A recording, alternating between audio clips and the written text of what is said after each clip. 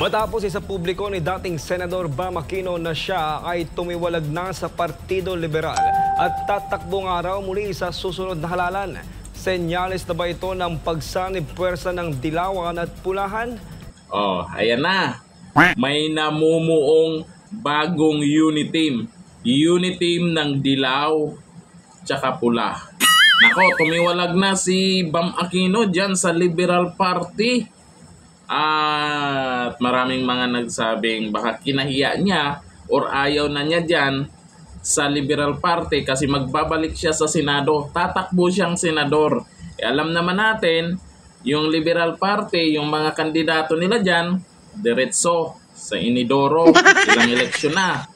Kaya ngayon, si Bam Aquino ay ayaw na sa Liberal Party.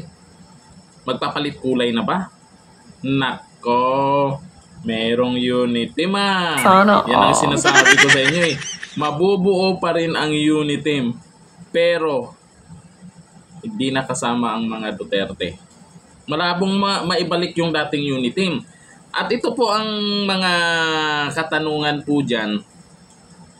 Yung panahon ng eleksyon na sumuporta sa unit team, karamihan doon ayaw na sa Dilawan. Ayaw na sa Pinklawan. Ayaw na. Ayaw nyo na sa Dilawan. Ngayon, nakalusot yung Pula at ayaw nyo nga sa Dilawan. Paano pag yung Dilaw ay magpapalit kulay, magiging Pula? Sila pa rin yun. Sila pa rin yun. Tactics yan sa politics para makabalik sa politika. Alam naman natin, walay na ang Dilawan. Kung ikaw wala ng pag-asa yung Dilaw, magpalit ka ng balat. Palitan mo yung balat mo na kulay dilaw, gawin mong pula kung may pag-asa sa pula. Kung welcome ka naman sa administrasyon ngayon. Anong masasabi niyo po dito? Sa tingin niyo mananalo ba to? Confirm na. Tatakbo daw siya sa 2025 election. Babalik. Kung maging senador to, balik na naman ang Dilawan. Sabihin lang, alis sa Liberal Party. Kasi kailangan talaga may makapasok madagdagan. Kawawa naman si Risa Hontiveros dyan sa Senado. O pag pumasok, dagdag Dilawans sa Senado. O tsaka hatakin paunti-unti. Unti-unti. Kaya napapansin nyo ngayon, pinagtulungan na ang mga Duterte. Dahil may unit team nga sa Dilaw tsaka Pula, sabi nila. Kaya pinagtulungan.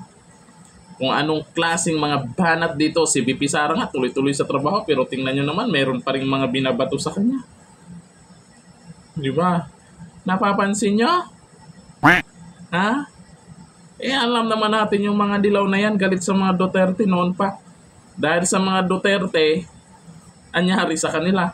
Dahil kay Digong, anyari.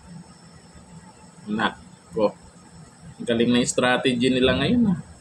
Ang tanong, makalusot pa kaya ito si Bam Aquino? Makakalusot yan, maniwala kayo pag makapasok yan sa bago nilang unit team. Pag naging pula yung Dilaw nila, pasok yan. Nalakay sa akin. Lam na dis. Yun lang naman katapat doon. Hanggang dito na lang. Thank you. Bye-bye.